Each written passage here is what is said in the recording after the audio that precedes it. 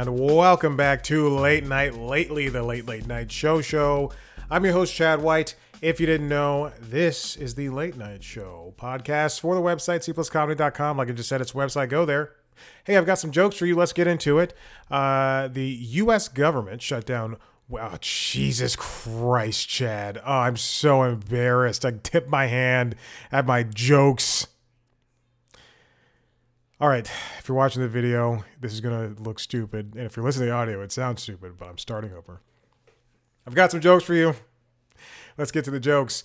The U.S. government shut down on Wednesday after, due to Congress's failure to pass a funding bill for the new fiscal year. Hundreds of thousands of federal workers were left either to work for no pay or furloughed while several government services were suspended. Yet somehow Truth Social still has enough server space to operate. All right, let's get on the next joke. This is so stupid. President Trump deployed 200 National Guard troops to Portland after he said the city is being run like, quote, a third world country. And based on what I know from Portland, thanks to this mug from Powell Books, if third world means kitschy, then yeah, it's pretty much third world. Dumb joke. Now, the Energy Department tells its employees not to use words including climate change, green, and decarbonization in order to restrict the discussion of climate change. And oddly enough, I use the same tactics with women I date, except they can't say things like, "Who are you?" and "Stop following me," and "How did you get in here?" While visiting New Zealand, FBI director and human iguana cosplayer Kash Patel seen here, looking like a human iguana, gave New Zealand officials 3D printed guns that are illegal to possess under local laws. Even worse, he handed them to the coat rack in the corner. And finally, Nicole Kidman filed for divorce from her husband of almost 20 years, Keith Urban. And finally, she can go to her true love, the AMC Theater. Those are the jokes I have for you. We're done. I messed up, and I will keep it in. Because that's how this show works. This week was a pretty busy week over there for all the late night shows. It's fascinating to see what the programming has been as we come out of the summer, go into fall, and get towards the Oscar season. This week on the Tonight Show, Dwayne Johnson, Mariah Carey performed music. Dwayne Johnson was there. Henry Winkler, Phineas, and Ash. I don't know who Ash is. But Phineas, Billie Eilish's brother. Doja Cat sat in to co-host an episode. The comedian Drewski was there. Mark Ruffalo was there. Addison Rae performed and was a guest. And Chase Infinity from the wonderful movie One Battle After Another. I saw that movie and I couldn't pick the name out. I talked about it at the dog park just an hour ago. Insane. Lionel Richie, Sarah Sherman, they were the first two guests this week on Late Night with Seth Meyers, and then followed up with Chelsea Fry, Charlie Hunnam, and Kate McKinnon, Christian Slater, Renee Rapp, and sorry, I just added corrections to my list, my watch later list. Io Dibbery and David Sedaris. They also had one of the writers, whose name escapes me right now, Scollins, perform, do a sketch, and it was very funny. It was good. Jimmy Kimmel was in Brooklyn this week, and thank goodness that he was able to come back and do shows from Brooklyn, as he does every single year. He had Public Enemy perform. He also had Ryan Reynolds show up as a guest. Josh Johnson, who I've interviewed twice. He was a guest. Kumail Nanjiani, Stephen Colbert was a guest. Emily Blunt, Eben Moss-Bacharach. The band Geese performed. They also had Jeremy Allen White, who was my cousin, and Bruce Springsteen were sitting as guests, and Living Color performed, and it was just it was a great thing. And there are many surprises like Seth Meyers popping up and Josh Myers playing Gavin Newsom popping up, and I believe Jon Stewart was in the monologue this past Friday episode. Now, here's the counter programming that seemed so odd to me. Obviously everybody knew that Kimmel was going to be in Brooklyn, and for some reason, Stephen Colbert's Late Show had one of the best weeks I think the show has had in the past couple of months. Conan O'Brien was a guest, and he sat there for a minute. Sam Smith was a guest. Jimmy Kimmel himself was a guest as well. And then Julia Roberts. Sam Smith also performed. Julia Roberts popped up as well. And Lady Gaga, which I didn't watch last night's Late Show, and I will after this, but she was the episode long guest, and it's fantastic to see Colbert do the interviews away from the show. It's fun. He did it with Elizabeth Warren, and he's done it with other people as well, but I don't know why the Elizabeth Warren one popped up. Jon Stewart this week hosted Monday, obviously, for The Daily Show, and he spoke to Jill Lepore. And Ronnie Chang did hosting duties this week, and he took over hosting duties. And he sat down with Cristela Alonso, Benny Safdie, and Kevin Nguyen. And Michael Costa popped up, and I don't know this comedian's name, but there's another opinion piece. So there you go. Wonderful. And last week tonight, John Oliver talked about Benjamin Netanyahu. But I want to get to this topic I have dialed in right now. Jimmy Fallon was interviewed on CNBC's Squawk Box, and he mentioned, or they asked him about the current state of late night and politics, and he said that they hit, on his show in particular, they hit both sides equally, and that he wants to keep his head down and just basically avoid politics. I have an article pulled up here from Variety, written by Jack Dunn, that says Jimmy Fallon plans to, quote, keep my head down and avoid politics on The Tonight Show. We hit both sides equally. Now, I understand. I the reaction, the fervor behind this. I understand that people believe that in today's day and age of late night and comedy in general, that there needs to be some sort of this mug is still sitting here from the monologue, that there needs to be some sort of knee-jerk reaction or planned out reaction when it comes to late night and just being a comedy person in general, and responding to the world around us today. In particular for late night, it has to be, hey, you have to make jokes about Trump, and they have to be pointed, and his cronies, and or whomever you don't like, whatever. But when I saw, excuse me, it wasn't Squawk Box, it was Squawk on the Street. I watched Squawk Box. He was on Squawk on the Street. But when I saw this interview, and I immediately thought, oh, people are going to come out and be like, well, Jimmy's got no teeth and this and that, and he's just stupid, and I don't like watching his show. This is not me playing devil's advocate, but I feel that Jimmy has sort of solidified himself as kind of, a silly person just doing the stuff for the jokes. We have Colbert at this point doing politics. We have Kimmel at this point doing politics. We have Seth Meyers doing politics. And we also have John Oliver and the Daily Show crew. Before that, we also had Samantha Bee's Full Frontal doing the same thing.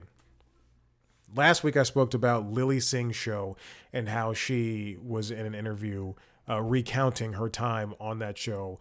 And she was, the show, for all that it was a silly show. When Conan was on, he was a silly person. You don't have to be... Jimmy Fallon likened himself to Johnny Carson, who I would say, Carson was a funny guy, but he also did, some political stuff. But for all intents and purposes, Conan, Fallon, and Carson, you can just kind of lump them together, and I'll say even Corden as well, James Corden. You can lump them together, and, in totality, while yes, they do make jabs at, whomever's in charge, they also are these kind of evergreen people, and they it doesn't the world doesn't necessitate them, or at the time of Carson and Corden and Conan when they were hosting their shows, the world didn't necessitate them to make these pointed efforts for political satire. It doesn't have to be one way for one type of comedy. And I see a snarky Vanity Fair headline about this article, but about the interview, but Fallon, I don't expect him to make jokes about hard hitting jokes about Trump. I don't want him to. Yes, we all remember him patting Trump on the head, and feeling if the hair was real. But also SNL had him host when he was running for president. They also had him host a couple of times before that. He was at the Oscars. He was at the Emmys on stage. I love the movie The Other Guys. He's in the unrated version in the deleted scenes, I believe. I don't expect much from Fallon in that regard. Mostly just to entertain. That's what he's there to do, is entertain, and he's not there to inform. This is the problem with people who watch late night. It's the only people who are pitting late night hosts against each other are the people who watch late night. Just because you don't watch Fallon doesn't mean that he doesn't have as much utility as Stephen Colbert or Jimmy Kimmel or Seth Meyers. Fallon is there, and he doesn't have to be for you. I love Taylor Swift. She's not for everybody. She's the most popular artist in the world. Well, I would say Bad Bunny right now is probably the most popular, but she's the most popular artist in the world. Her, Beyonce, Mariah Carey, Ariana Grande, Lady Gaga. I'll name a man. Bad Bunny, the most popular artist in the world. But not everybody likes every single one of those artists because they don't scratch the same itch as the artist next to them. So why does Fallon, in this very small group of male hosts, white male hosts, and this small group of hosts, why does he have to do the same thing as everybody else? Here's this quote from the interview. "We hit both sides equally, and we try to make everybody laugh, and that's really the way our show works," Fallon said. "Our monologues are kind of the same that we've been doing since Johnny Carson was hosting Tonight Show. So really, I just keep my head down and just make sure the jokes are funny." Now, here's the thing.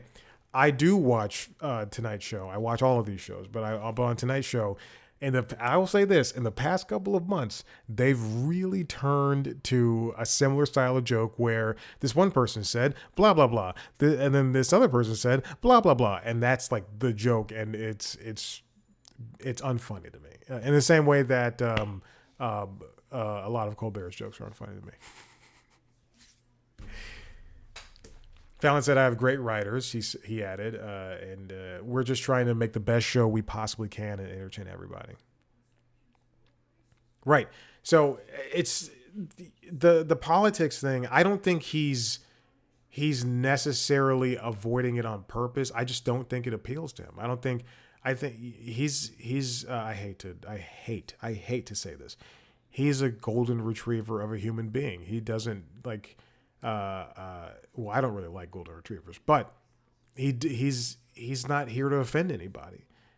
He's not here to make pointed jabs at anybody like that. When I wrote, I was asked to submit a packet along with a lot of other people, but I was asked to submit a packet I know I spoke about this for Last Week Tonight, and they had a rule, just don't make mean-spirited jokes about. Well, it didn't say mean-spirited jokes. That's not the exact wording, but it said, don't make fun of somebody just to make fun of somebody. And I'll tell you, this is how old it was. I wrote about Devin Nunes and his farm or whatever that was. So it's different. It's different for each show, even though you watched Last Week Tonight and there's some not stuff that is mean, but it's not as mean as I would make it, because I'll be very mean if I can. But I don't think Fallon is in the business of having to just fully take a shit on somebody and that be the thing, and I don't think he has to. He doesn't have to be there. It's not necessary.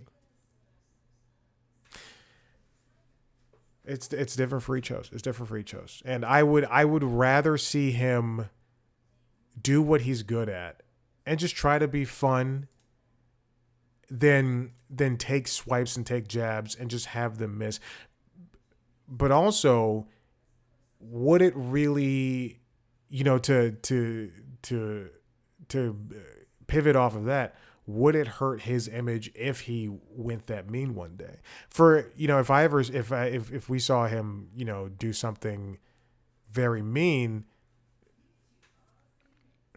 then would that make you like him more? Or would it be fun, when he has people like Bad Bunny or Justin Bieber or Doja Cat sit in and co-host? Would they be able to take the meaner jokes? Because in the end, he's just a person whose job it is to move things forward. I was thinking about this earlier today. Again, I love Taylor Swift. This new album is out. I'm listening to it at the gym. I'm listening to it in the shower. I'm listening to it as I walk Maverick to the dog park. I've listened to it at least 3 times through already since 5 a.m. And it is now 1 p.m., which is less than other people, than the little girls that listen to the show, that listen to this stuff. But I wonder, when she made an effort at the last election to finally stand up, to finally use her voice and say, be nice to people. I don't like this Trump person. And Dwayne Johnson has yet to do that. He's given money to Democrats. He's given money to Republicans. And then he's also said, I'm going to run for president myself.